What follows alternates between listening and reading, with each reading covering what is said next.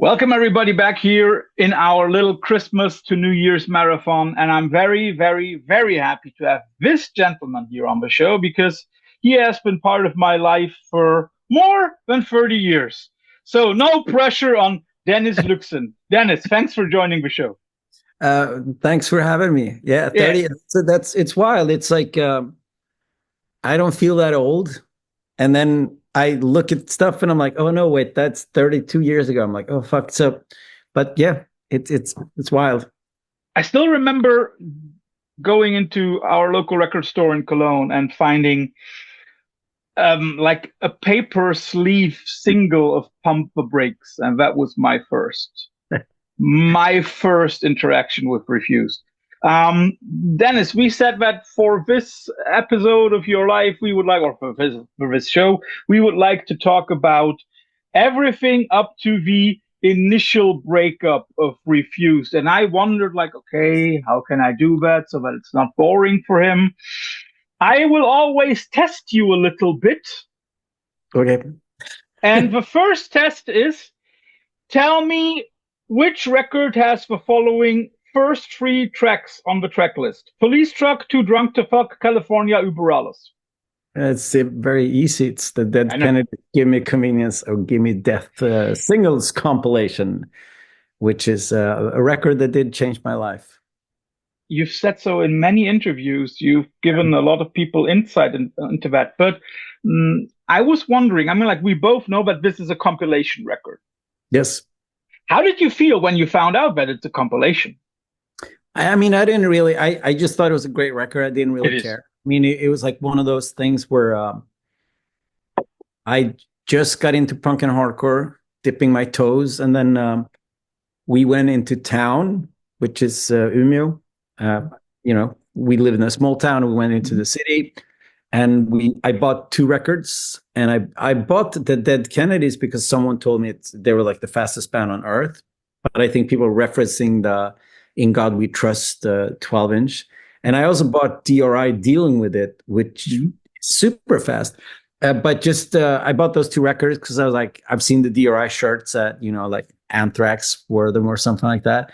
And I came home and I put on Police Truck, and it was like one of those moments in life where you're like, I mean, this is fantastic. And it wasn't until like years later that I figured out, like, oh, this is actually a singles compilation. I'm like, oh, that's kind of cool. But yeah, it blew my mind. And that song, Police Truck, still every time I put it on, I get very excited.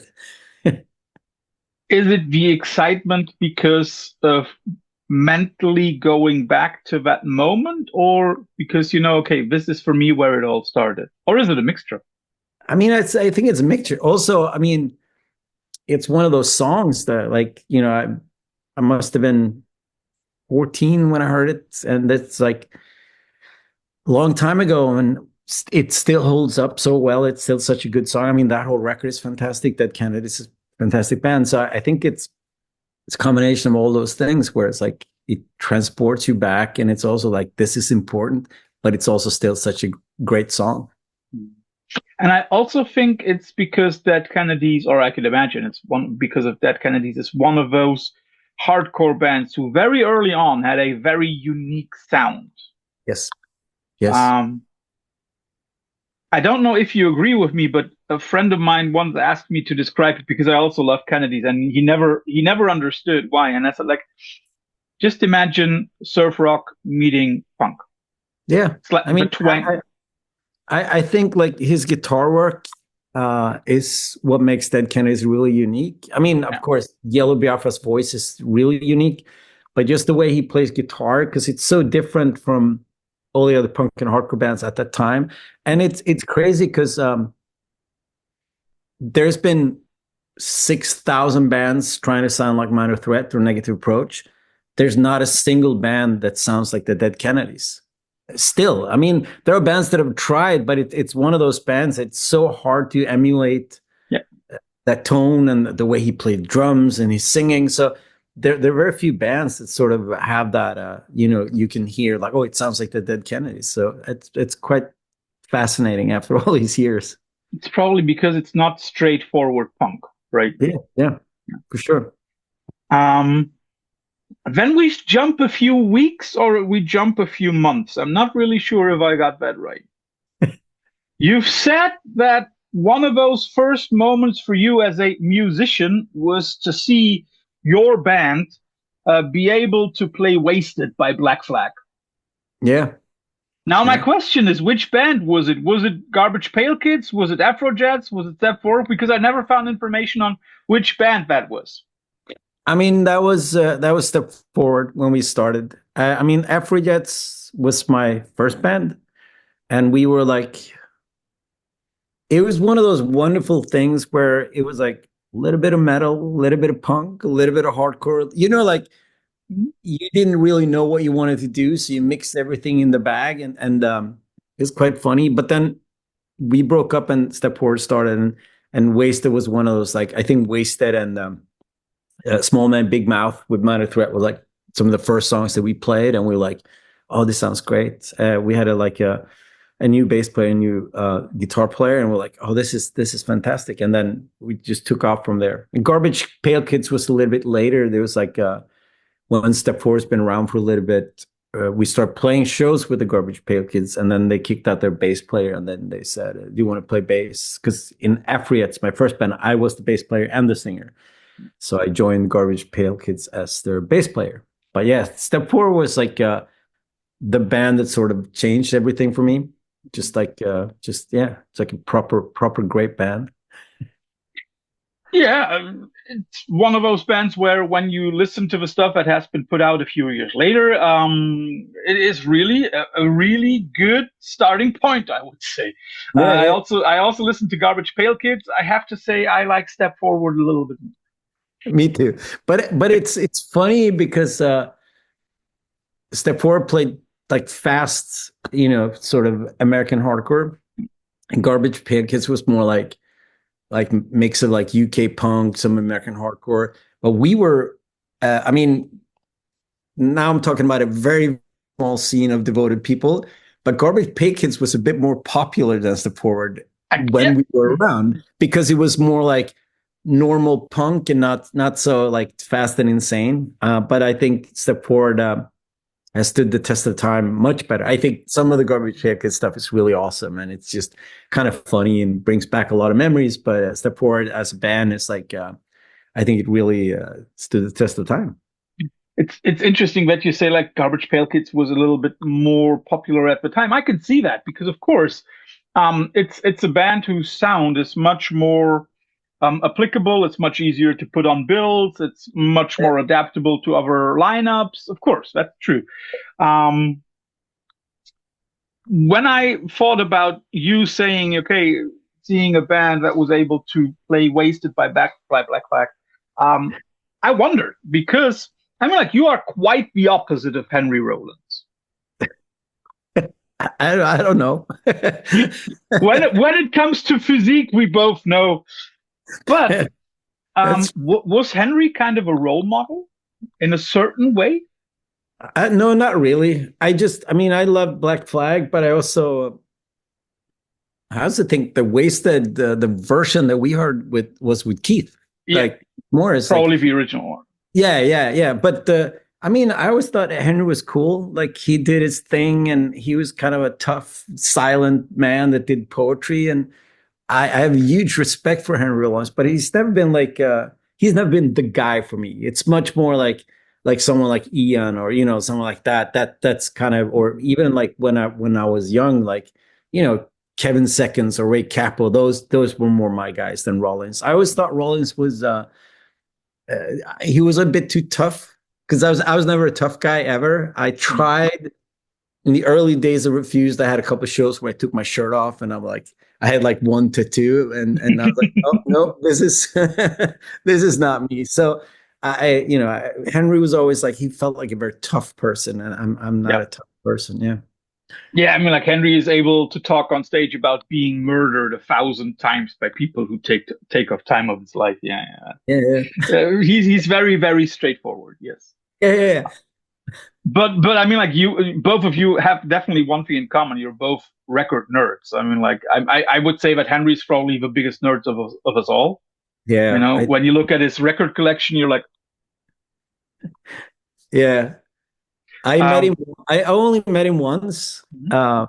even though we have a lot of mutual friends nowadays.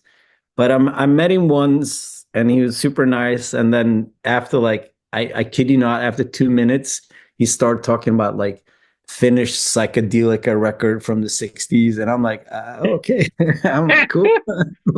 So yeah, he's definitely a bit of a nerd, which I really appreciate. You know. Yeah, I mean, like the way that he incorporated all of this into this very unique Henry Rollins lifestyle, that is definitely something Yeah. that everybody should respect and admire. No, no. I mean, I think he's great. I Yeah, definitely. huge respect for Henry. Yeah. Yeah, definitely. You've just mentioned Ray Capo and Kevin Seconds. Let's come to Capo because, of course, one of those scenes that he was involved with that whole New York scene that also then influenced. And here we come to the start of Refused. When we listen to the first Refused stuff, there is a lot of New York hardcore in there, isn't it? Yeah. Well, we're trying. I don't know.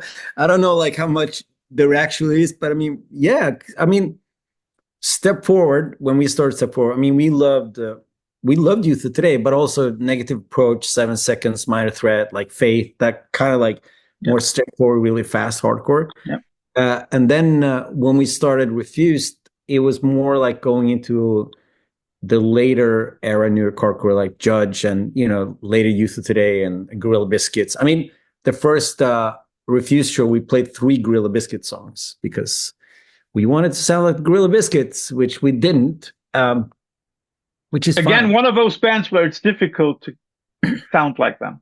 Yeah, yeah. So we wanted to sound like that, a little bit of Gorilla Biscuits, a little bit of Judge, and we're really into that whole New York hardcore scene. And then, we tried that for a bit and didn't really work out. Well, Well, I mean, some of I those, mean, like it's difficult, right? It's difficult to sound like that. yeah. And I mean, it's funny because when you're young, you're just like, oh, I love this sound. We're going to try to emulate this sound. Yeah, But then yeah, there's so much more to it because growing up in small town north of Sweden is wildly different than growing up in New York. And that, I think, you could tell by the music. Like there's something in the music that makes it like uniquely New York or yeah, uniquely LA 81 or DC, yeah, or, whatever it is. And I yeah. think that holds true for us because, we're from a small town in North Sweden. We're like fucking all our parents or grandparents were farmers. That is something that I also wanted to talk about. You just mentioned those bands and those scenes. Many of, especially those US and UK hardcore bands and punk bands, they had something and somebody to sing against. They had Reagan, they had the Iron Lady. Um, who did you try to sing against? Reagan. No. No. I think that it is interesting because when I look back at Sweden in the 90s or even the 80s when I started, is pretty good compared to a lot of stuff.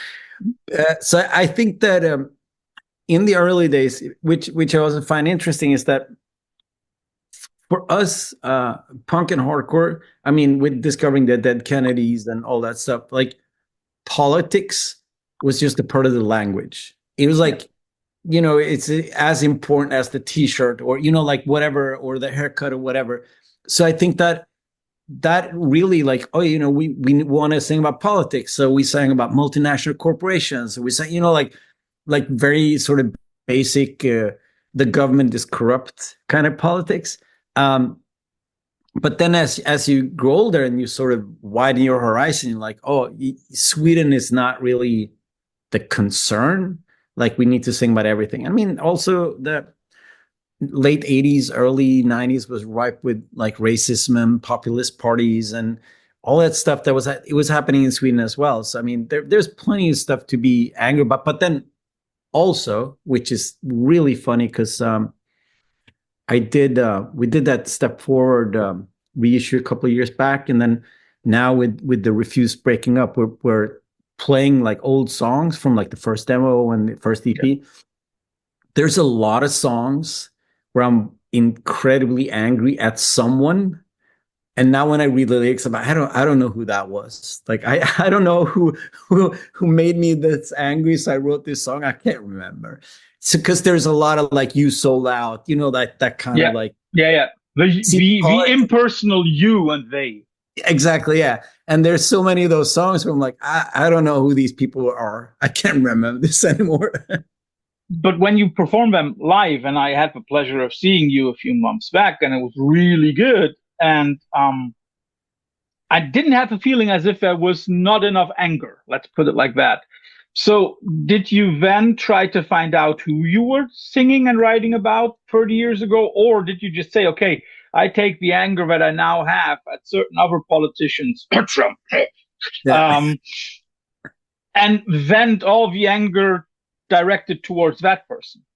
The later, for sure. I think a lot of it is just like it's funny to read lyrics that you wrote 30 years ago and like, oh, a lot of it is just still makes sense. And maybe I was talking about someone else 30 years ago, but there's still so much going on that you can still project these songs towards what's happening right now. So that was kind of easy. Like I was almost surprised at some of these songs. I'm like, oh, these lyrics. I mean, they're slightly naive, but they talk about everything that's happening right now. So I mean, that was kind of easy. So a lot of the focus and direction was on the world right now, even though the songs are like 30 plus years old, But isn't it also at the same time a little scary, that you wrote those songs 30 years ago and in a way they still hold up?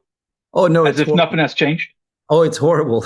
It's like, I mean, my dream scenario with being like a political musician is to not be needed. Like my dream scenario is to be like, I'll come up on stage and people like, we know, stop it. We know these things already. And that's not happening. And maybe even it's moving towards like worse than it used to be. So it's a bit frustrating. And I mean, I would also be naive to think that I wrote some really radical political songs 30 years ago.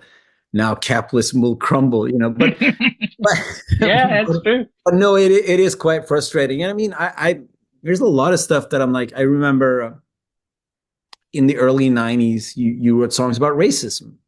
And then I figured like by the end of the 90s, I'm like, oh, we're done with that. We don't need to talk about racism anymore. And then a couple of years later, I'm like, why always, it's weird that like now we're still talking about these things that I thought we were done with. And so it's a bit frustrating.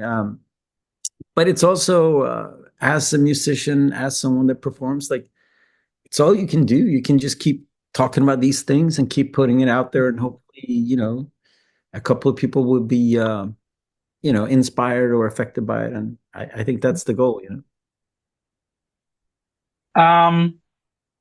Talking a little bit about the music that you and the guys listened to at the beginning of the 90s, I will give you a track title and you tell me which record.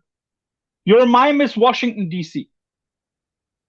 Wait, was that the track title? Yeah. What? Tell me again. Your Mime is Washington, D.C. Oh, I don't know what that is. Nation of Ulysses.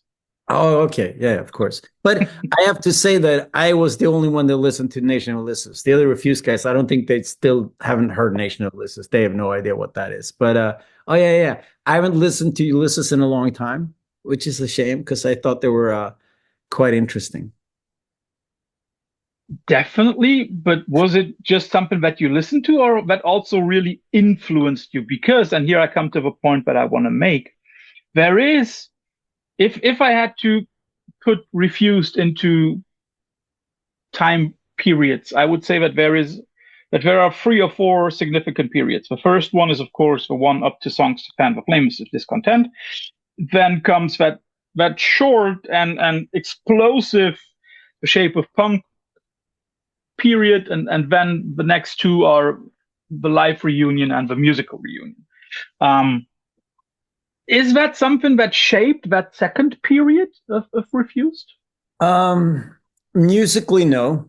I mean, if you listen to musically, Nation of Ulysses or the Makeup or all those bands that they got going on, I mean, no, not a note of music was inspired. But I liked around the same time I discovered Nation of Ulysses, I discovered the Situationist movement from France, Mm-hmm. and I was super excited to see that there are other bands that had that sort of that idea. Mm-hmm. So I think that aesthetically, yes, Nation of Ulysses and early Makeup are definitely something that inspired me to think about these different political ideas and also think about the band as the gang and like.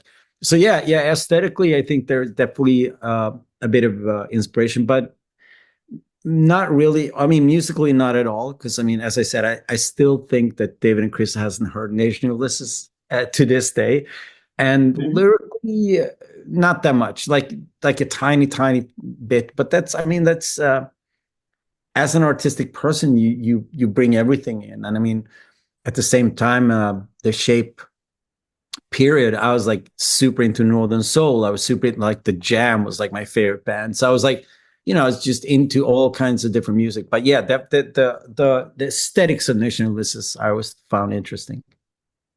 Interesting the way that you describe it, because it basically shows that there was a certain point when music was still very, very important for you, but when the political, social, or sociological ideas behind what you could say became much more important, because um, there are so many people that you have been dropping over the years. Um, I remember talking to you a few days ago when I said like, "Oh, you've been part of this band or that band," and you said, "No, it's a reference to the board." Yeah. Um, so a lot of French favorites, um, and then those indirectly led you to discover bands because they like the same stuff. Is that correct? Yeah. Did I get that right? Yeah. I mean, also, there was something about like the sloganry of the Paris of '68 movement Yeah, that you could see in bands. And I yeah, mean, through uh, stuff like Nation of Ulysses and the Makeup, and then Situationism, I discovered MC5 because yeah. MC5 had that sloganry. And so, I mean, it's like this parallel world where political ideas and musical ideas sort of intersect. And Yeah. it's always interesting to see how that affects each other. And then in later years, I've discovered a bunch of like the pop group and like, like the weird early 80s UK indie. There was also super inspired by the Situationist movement. So, I mean, there's all, and then you, of course, have Jamie Reed that did the artwork for the Sex Pistols. There was a part of the UK branch of the Situationist. So there's all these like interlinking uh, things which I find super interesting. And uh, also when you get interested in a political idea, you sort of scan and it's like, are there other bands that are into these ideas? And then you discover some music because of this. So yeah, of course. And then I would venture to say that also led to you've already spoken about it's difficult, or it was difficult back in Sweden in the early 90s to sing against Sweden in a way. So that was something that a lot of us always loved about Refused. You had a very, very open lyric and global aspect to it. Is that because, yes, you had to look at everything on a larger scale, or you wanted to look at everything on a larger scale? Yeah, I think that early on when we start touring and you start moving outside of your own home country, you realize how everything's connected. And then I became like super nerdy in sort of the politics. I really started looking at like all the how the structures worked and like modernism to postmodernism to post-structuralism, and then all these different ideas and how it's all interconnected. And then you realize that how capitalism works here is the way it operates everywhere. And then you can see, like, I remember first time we went to the States, it really affected me a lot because I was like, I saw everything that was cool about being in the States for the first time. And I Yeah. saw everything that was bad about the States, like as far as the politics went. And then I could see like how certain politicians in Sweden or in Germany wanted to be more like America, and that kind of scared you. And they're like, no, it's a So I think it's always been like the idea that everything is connected, and it's not necessarily just like what happens in Sweden is of course directly affected by everything else. Yeah. You've spoken about the interconnection of things. Do you think it's possible nowadays to make music, or also already 30 years ago, to make music that is not connected to something else?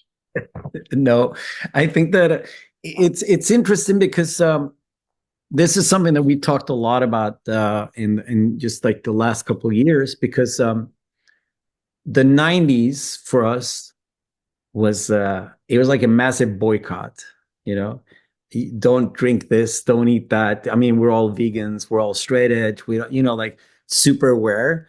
And then as you grow older, you're like, but everything is connected in a really shitty way. So, you know, there's been all these debates about certain festivals and sponsors and so on. But then you're like, well, every time you get in your car, there's blood on your hands. Every time you go to the store, there's blood on your hands. And every time you play, you know, so I think I mean, since there's nothing outside of capitalism, I think it's impossible to be outside of capitalism and operate. I think we're just a part of this world. And I think that it's scary and it's weird to be like, you know, like you buy a soft drink and then somewhere along the line, money goes to some Israeli death squad or something. You're like, what? You know, like it's all weirdly connected.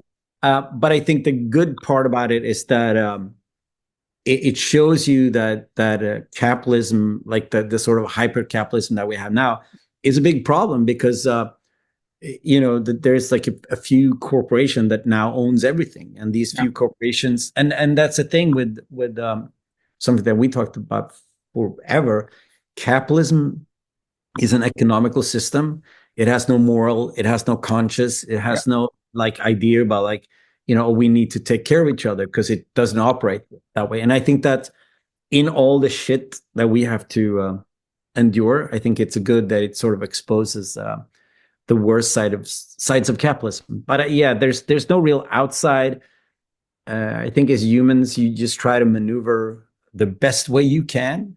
And sometimes you put your foot in it and you're like, oh no, that's not good. And some days, you know, you sort of maneuver it you know, pretty good. So, but it is difficult. Yeah.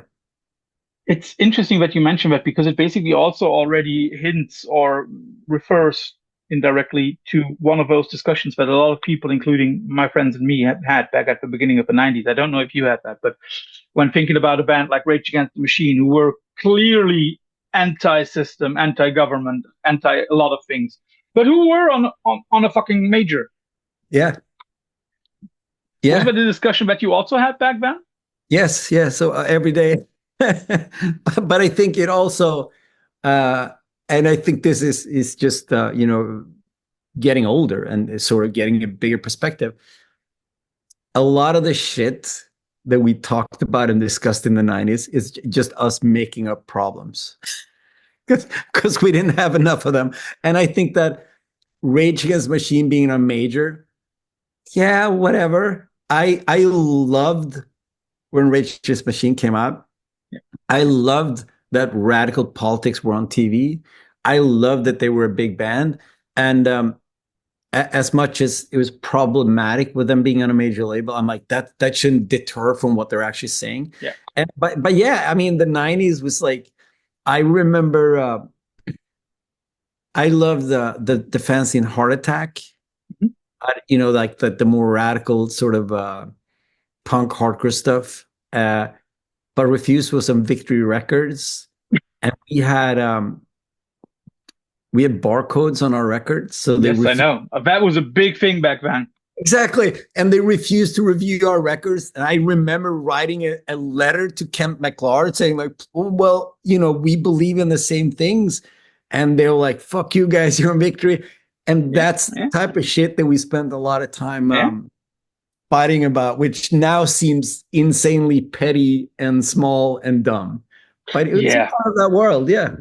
I still remember Hydra Head Records had the same policy, no barcodes for like I don't know how long. I mean, it makes sense. And I mean, I I get the punk is different for everybody, and I get that Yeah. I have some friends that are super DIY, super DIY. And when they tour, they put the records out themselves. And when they tour, they it's like really DIY.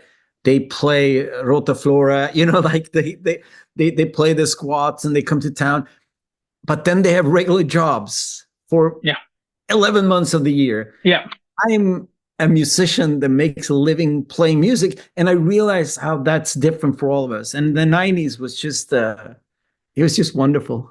And before we come straight into the shape of punk, I have a question that I read somewhere yesterday, and I hope that you can answer that. One question that was always on my mind for decades was how Umeå, which is like not a small town, I think 130,000 inhabitants nowadays, but how a city like that could come up with so many great bands. I found yesterday when I was doing my research, I found one explanation, and please tell me if I'm right or am I wrong.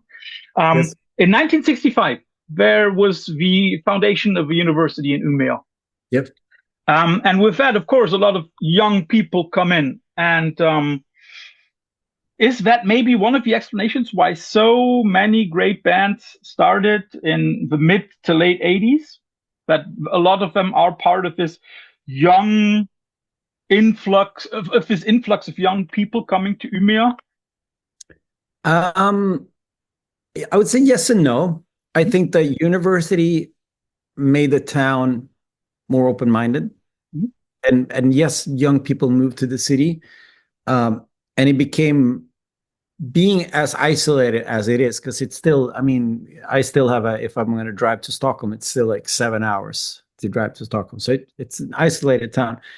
But I think that what happened with the explosion, because before Refused, like the late 80s, when we started with Step Forward and all that, there was nothing. There was like no music scene in the city. Like all the bands that were around, they played really lame sort of regular rock, and then the punk scene happened, and then in the early 90s it sort of exploded.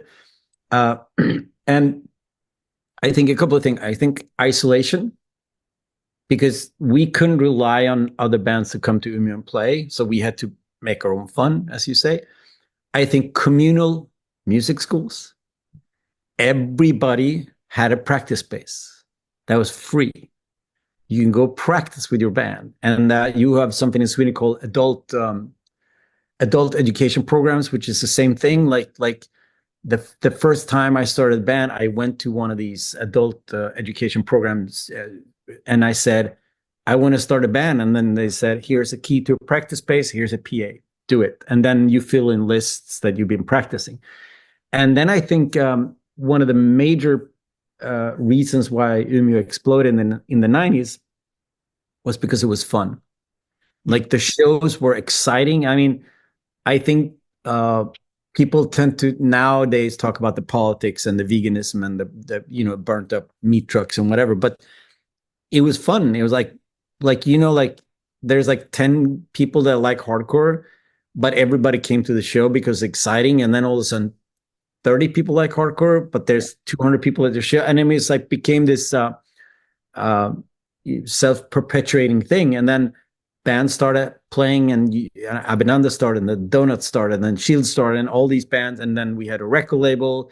We put all those records out, and the scene for a couple of years was quite massive. And you inspired each other, and it wasn't, the city was too small to compete with each other. Like you can't really be, oh, fuck those guys. Like you had to help each other out.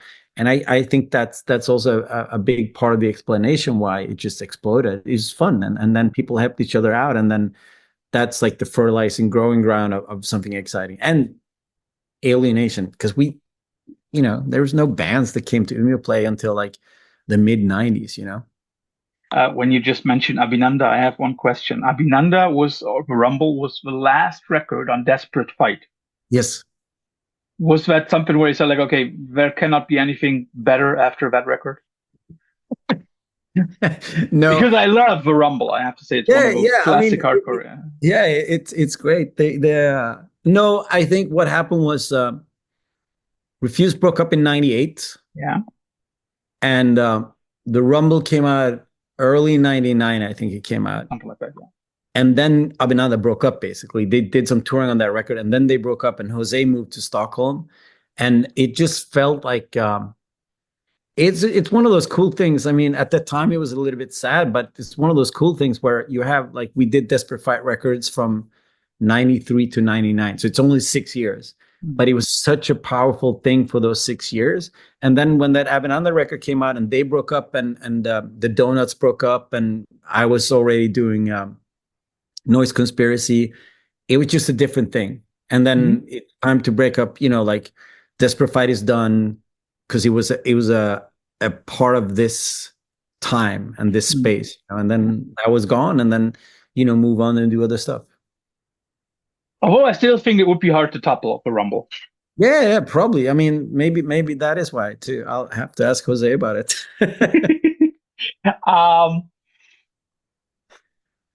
Something that I loved about, and now we come to the shape of punk to come. Something that I loved right from the beginning about it was this feeling of listening to a band who indirectly said, fuck expectations. Yeah. Was there something about that? Like, okay, we have now done some amazing hardcore records. I still love all of the records before and also the shape of punk to come. But was it something like, okay, we've done this, now we need to do something else? I think there was a combination of things, but I think for Chris and David, because they weren't, I mean, they liked hardcore, but I mean, when I met David, he played in a death metal band that played technical death metal, and Chris was, into opera and weird symphonic heavy metal. So they liked hardcore because I think for them it was like, oh, this is exciting. It's an exciting thing that happens. But when they got a bit free reign to do like whatever they wanted to do, that's when Shape happened, like because they were like, well, let's just create music. And I think that also I mentioned the first time we went to the States in '96. With It was Snapcase. yeah, with Snapcase. Yeah, I mean the tour was great and Snapcase were great, but it was an eye opener because I was the scenester of the band. I was the guy that, I did the record label, I did a fanzine, I booked all the shows, and I was really like involved in the scene. And then coming over to the States, and I was really political and had all these ideas. And a lot of the hardcore kids in the States were just like jocks. And I was like, this is not really the reality that I was expecting. And we talked about politics and people got really upset and they're like, he's a bunch of pinkos and other things they called us. So when we came home from that tour and we started working on Shape, I think Chris and David was musically, their headspace was elsewhere. And I was like a bit disappointed with the whole, like the scene aspect of it. So I think the combination of those things made it into a record that was like, as you said, like, fuck it, whatever. We're just going to create some music and see what happens. And I mean, to be honest, like when the record came out, the hardcore scene did not like it at first. I still remember that. Yeah, they thought it was pretentious garbage. I still remember seeing Refused play in Eastern Belgium. I'm not sure whether it was '97 or '98, and you were performing songs from The Shape of Punk to Come. And there were so many hardcore kids who were like, what the fuck is that? That's not hardcore anymore. And that was a moment where I was like, they get it, you don't. But also, I think there must have been musical influences. You've just mentioned Jam.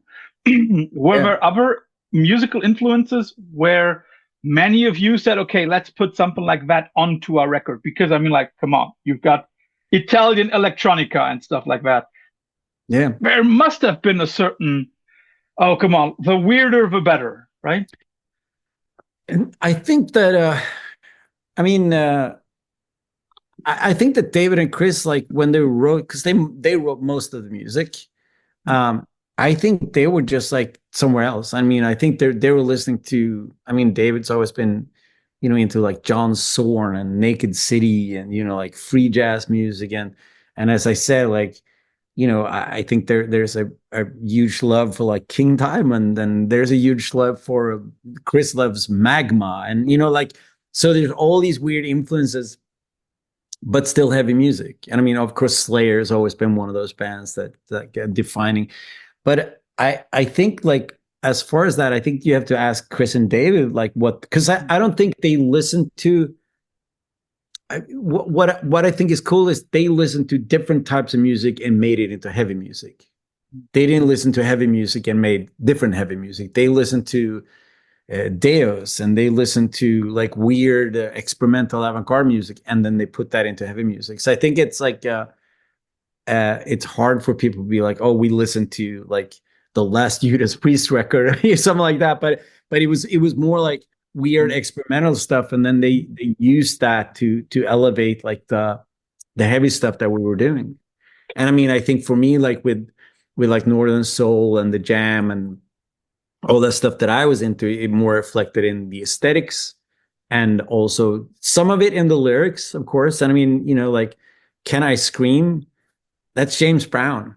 That's just James Brown 100%. I'm like, Can I Scream? Just like a James Brown thing. So I think that really filtered into like the lyrics and the way I performed, Yeah, because there is a certain noticeable difference in the way that you were singing. I mean, like up to Songs to Fan the Flames, it was, I don't want to say typical hardcore shouting, but it was you can say that. Definitely more of that. And then all of a sudden it's as if somebody's trying to rip his own vocal cords out. Yeah. When we look at that, how did you feel when the guys came up with those songs? I loved some of it. I hated some of it. Then, of course, I have to ask, did some of those that you hate made it on the record? Oh, yeah. I mean, I remember the first time I heard the Shape of Punk to Come, the song, I thought, I'm like, I don't understand what we're doing here. I don't get it. I think it's probably one of our best songs ever written. But then, at the time, I was like, I don't know. And we had this really tense band meeting where they were screaming at me because they heard that I told one of the guys in Randy that I didn't like the new demos, and they got really upset. And then I just said, well, I'm going to make the best out of it and make the vocals as good as possible. And I think I did. I think it's like it's a testament to all of us, like the way we managed to make that record the way it became, because we weren't really getting along, and the vibes weren't that great. And as I said, I was like, I don't know about these songs, man. But then I was like, well, I'm gonna do my best. And when the record was done, I was like, this is pretty fucking amazing. And also the journey from like you hear a riff for the first time, you're like, what the fuck? And then when it's actually done, you're like, oh wow, this actually turned out really cool. So, but yeah, it was a lot of hard work and a lot of a lot of screaming matches. So I have to confront you with the opening of the record. They told me that the classics never go out of style, but they do. They do. I never thought that somehow we do too. Yeah. Do you now, when you now look at that, I mean, like that's the slogan is completely wrong, because I mean, like that record is, I don't know which American outlet put it on 13th with most influential hardcore records of all time. Was it Rolling Stone? Something like that? Yeah, something like that. I think that we're like on some top list in Metal Hammer. I don't know. Yeah. I think for me, it was like one of those, like talking about like a little bit about hardcore and how, like it was going out of style. But yeah, you're correct. Like the record, it's still, I mean, here we are like 27 years later, still talking about it, dissecting it, digging into it. I mean, but it's also, when you're a young person and you're always like, it was just a record. You know what I mean? I mean, we felt that when we were done, we were like, oh, this is a pretty cool record. But you also know that we broke up and no one cared about the record. So it's like one of those weird things. I was like, just move on. And then, you throw a lot of shit at the wall, see what sticks, and then it just became a thing of its own, and it grew, and now people love it, and people can't get enough of it. And I mean, it's quite fascinating how that us as a band and that record, like the journey we've had. Yeah, and I'm very, very sure you will probably by now have heard basically the same story about the shape of punk to come that you give about Give Me Convenience or Give Me Death. Yeah. Yeah. How does that make you feel? I mean, it's such a privilege. Like when you start playing music, I mean, your ambitions are usually like, maybe we can put out a record, or maybe we can, like play a couple of shows in Germany or something like that. And then to be able to have a record out that means that much to people, I mean, it's quite mind blowing, because you don't expect that. You live in your own bubble and you create your own things, and then it became this thing that just resonated with people. And I mean, yeah, I've heard it a million times, but anytime I hear it, it's quite exciting that people like, I found that record, or I saw a New Noise video at Hang the VHS cassette, and like all those stories.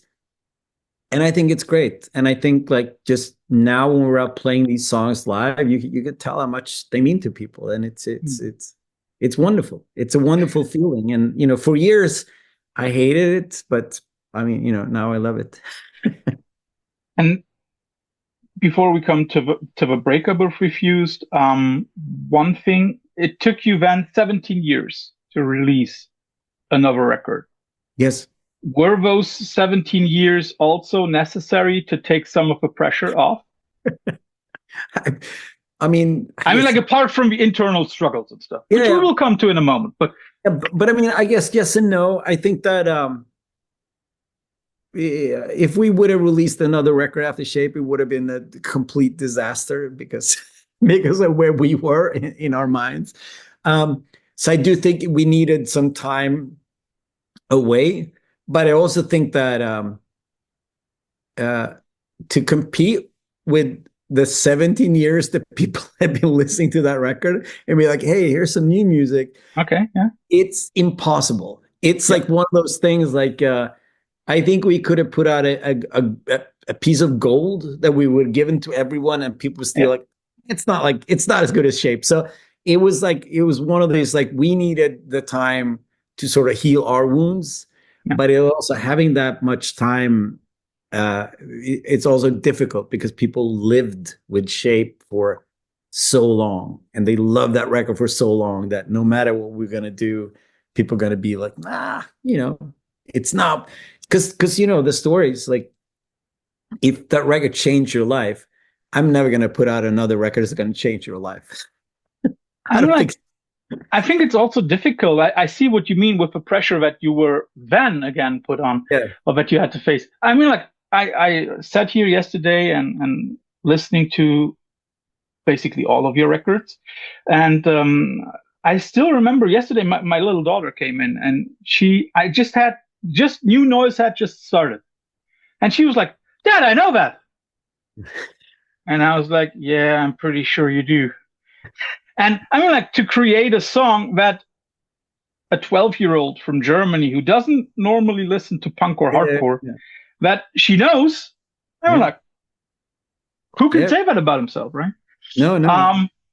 But then the last two records, those were records that you did for yourselves, right? Yeah. And I mean, I think that's important to be like, because we did the reunion in 2012. Yeah. And it wasn't supposed to be more than that. It was supposed to be a year of touring done. But we enjoyed it. And we said we kind of want to continue play together.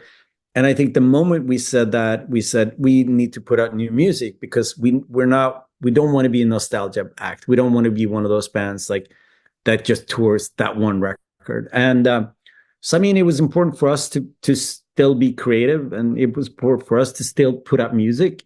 And I think we had mild success with it, because I think that Freedom is a very bold record. A lot of shit happens on that record. It's kind of wild. And I think War Music is a very intense record. So I think that there were some parts of it that I thought was really good, but it was hard to hit the goal that we wanted to hit. And I also think it was hard for people to, I think people like those records, but I think it is hard compared to Shape. So, but as I said, we felt that we needed to be able to write and record new music to be able to justify us still being a band, So then let's come to the moment where it all changed. Harrisonburg, US. Yeah. For everybody out there who doesn't know, that was the last show that the guys played. I'm not sure whether it was 4 or 5 songs that you played before the police shut the whole thing down. Yeah, I think it was like maybe 5 shows. Yeah. And isn't it cool that basically you end in the same way that good classic American hardcore shows were always ended, by the police? Yeah, it was great. It was, I think it added to the mythology of Refused for a long time, because they was like, they play. I mean, it was also, we have to be honest about what kind of show it was. We played in a basement in a guy's house in front of 40 people. Yeah, because remember, just like Dennis said, the record was not a success at the beginning. It was not a success at all. And I think that the record hadn't, because this was in the States and the record hadn't come out yet. The record was supposed to come out during that tour, but we broke up and we went home, and we had these like awkward band meetings where people are crying, and it was really upsetting. And then we knew that because we broke up like 5 nights before this, but in Atlanta. Yeah, we didn't have any money, so we had to play shows to get back to DC so we could fly home. So we're like, well, let's play these shows and then we can go home. So we knew that coming into Harrisburg is the final show. And I was quite nervous. I think everybody was nervous. So when the cops showed up, we're like, oh, this is good. I don't need to, say something half-assed about us breaking up. And it was just over. Like they shut it down and that was it. Had you mentioned were there any shows between Atlanta and Harrisonburg? Yeah, it's like 4 more shows. Like and when you went on stage those times, knowing that, okay, this is like the swan song, did you tell people? Yeah. We were like, we broke up last night. We're playing some more shows because we need to go home. And then people were like, what the fuck? And actually, the last couple of shows were quite good because a lot of the tension was off because it was done. We're like, we're going home. Fuck it. So a couple of those shows were quite exciting because it was, we were done. But as once again, like I have to reiterate, like one show was at a school in like the cafeteria. One show was at a cafe. One show was an art space. One show was at a record store. They were not a far cry from the Coachella of 2012. Yeah, and I mean, like it's. I think that's also in a way disheartening, right? Because you had been playing shows with Snapcase and with Millencolin in the US, and I figure that those were much bigger venues, of course. Yeah. Well, it is interesting because in our minds, like the Snapcase tour, we were just like, this is kind of great. But I mean, the biggest show of the Snapcase tour was probably, we played a show in Orange County outside of California. It was like 500 people, which is, I mean, at that time for a hardcore show, that's pretty fucking great. Yeah. And most nights it was like 150 to 200 people. But then to come back over in 98 with this new record, with this new idea and play in front of 40 people every night, we're like, oh no. And then you did something where once again you proved that making music without context is impossible. You basically say Born Against are fucking dead. Yes. Did you already in the end have to rip off another band? Yeah. But I love, so our whole history as a band, because me and David are music nerds, our whole history as a band is just like reference points. Yeah. And these reference points, sometimes no one gets it. We're like, we think we're super clever and we put something in a song, we're like, ha ha, and then no one talks about it. But then some things are quite obvious because I mean, we have the song "Refuse the Fucking Dead" already on Shape, where the liner notes is just the lyrics to "Born Against the Fucking Dead," but I changed a couple words around because we love Born Against. It was like a homage, like they're one of my favorite bands. Like let's use this, and we thought it was funny, like one of those like subversions of whatever. But yeah, then we put out the press release, "Refuse the Fucking Dead," and it's just. The last thing that I want to come to is that idea of something that I always loved about the 90s is, and that is something that you, just like you said, you frequently did, you referenced a lot of stuff. One could look at the liner notes and the references and thank you notes of records and discover new stuff. That is something that I always loved about the scene. And was that also with all those references, probably one of your ideas? If anybody gets it, he gets it. Yeah. I think that nowadays when they do movies, they say Easter eggs. Like, yes, exactly. We love to put Easter eggs into our songs, and we love to put Easter eggs into the stuff that we did and reference points and like putting a little Bo Diddley in one of the tracks. Yeah, Bo Diddley or the beginning of Summer Holidays. That's Fugazi. Mm-hmm. That's just like a Fugazi riff, and we and the people that get it, they get it, and or quoting Apocalypse Now. Yeah, exactly. And then so I always thought that was funny, and I thought like our love for culture, it's like we can infuse that into things, and then if people discover stuff through that, that's quite exciting. And then I mean with Noise Conspiracy, we took it way further because we had like liner notes and we had book tips. Yeah. We were like very much like read this. You could check out. You read this now. So, but I always love that part about it. Like for me, and I probably the same for you. Like discovering music, because life usually like you grew up and you were supposed to live this life, and then discovering a certain type of music or going to a certain show, it opens up the world to all these different possibilities, and your life will forever be different. And I think that for us, it was like discovering punk and hardcore. It's just everything was possible. And then to be able to give a little bit of those nuggets back to people so they can discover and they can grow and they can, look into politics and music and art and culture. I think it's a beautiful thing. I think so too. And I think it's also interesting to see how people consume music and how much they immerse. I sometimes have a feeling as if when looking at my students, for example, they don't dig, they listen. Yeah. I mean, I think people consume this is a very different conversation, but I think the whole streaming society we consume music very differently. And I mean, for you and me, you discovered something and then you dug right into that subgenre or subculture, and you were super excited about everything that happened. And it doesn't really look that way. I mean, there's still young punks out there, there's still young death metal kids out there, whatever. But as far as like the general population goes, it's more like they just scratch the surface of everything instead of digging deep. As if they only listen to scratch the surface, right? Everybody would have a better day if they listen to Scratch the Surface. And that indirectly leads me to the last part of every Veil of Sound interview.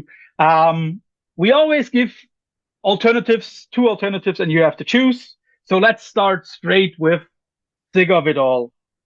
Scratch the Surface or Step Down? Scratch the Surface. Mm-hmm. That was fast. Yeah. Minor Threat. Straight Edge, or which one could I give you? Oh yeah, Minor Threat. Straight Edge. Okay. Was that a song that opened your mind into a lot of ways?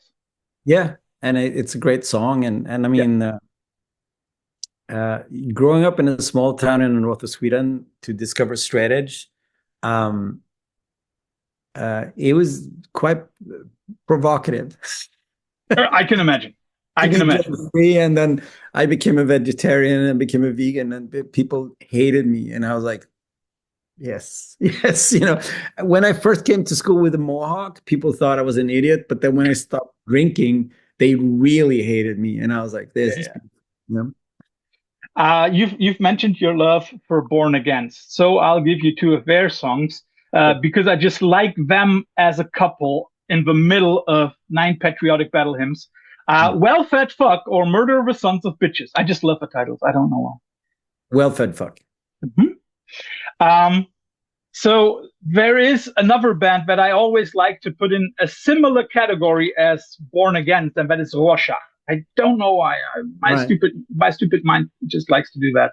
But part of the same world, part of the ABC No Rio scene, makes sense. Yeah.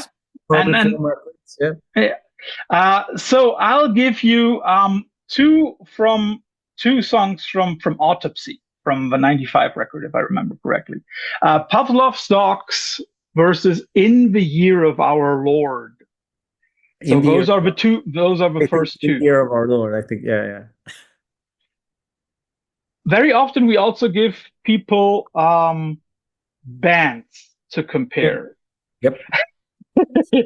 I'm very sure if I gave you Minor Threat versus anything else, it would probably always be Minor Threat. Yep. Maybe apart from Kennedy's, right? But I'll give you Embrace versus Rites of Spring. Oh, why are you doing this to me? Because I'm an old grumpy teacher and I like to make people miserable. Okay. I gotta say Embrace. Okay. I mean, Rites of Spring are fantastic. Yes. But that Embrace record, I think it's one of the best Discord records. I think it's such an underappreciated record. Also, I play in a band with Michael Hampton nowadays that play guitar on Embrace, and he hates it. So I'm going to push for it and say Embrace. Okay. The last one, because we've been nerding out so much, let's go to one of those punk bands that everybody should know, the Bad Brains. Band in DC versus I Against I. Ooh, that's super difficult. I know. Honestly, I think I have to go with I Against I. That record, when I first heard it, I mean, I played it until the grooves of the record almost wore out. And I mean, there's like 3 bands in my universe that are like, it's Bad Brains, Minor Threat, and it's Slayer. Those are the 3 bands that I'm like listen the most to out of all bands in the world. So yeah. Okay. But is it correct that, I mean, like, none of them is your first record or first stuff? The first thing that you ever bought is Bowie. Is that correct? Yep. I mean, well, sorry, Bowie. See, and there we get him. Bowie is the artist that I have the most records with in my collection. How many? He's been a constant since, since Let's Dance. Like, I bought it when I was like 11 or 12, and I still love Bowie. But heavy music, Bad Brains, Minor Threat, Slayer. But then I think Bowie is he transcends everything, so it's not fair. So you've just mentioned that he's the one that you got most records of. Can you name how many? No, but I would say it's like 40 plus records with Bowie. Yeah. So the nerds among us, I can beat you with one band. Right. Tell me. Boy Sets Fire. Oh, wow. Everything in nearly every variant. I only need the very first fucking cassette demo. And you know how that is, right? You know, like, I'm complete. Shh. I know how that is. It's like, yeah, I completely sympathize with the fact that you need to get that first. Did you know that the first Noise Conspiracy show we ever played was opening up for Boy Sets Fire in Umeå? Didn't. No, it's cool. I have to talk to Nat when I see her again. Dennis, thanks for your time. This was much longer than we thought, but I hope it was as much pleasure for you as it was for me. It was a lot of fun. So time flies when you're having fun. Yeah, when you're nerding out. So Dennis, enjoy the rest of your day. Thank you. Thank you. And I'll see you soon. I hope so. Yeah, in Cologne. For those people in Cologne in October. Perfect. Bye bye.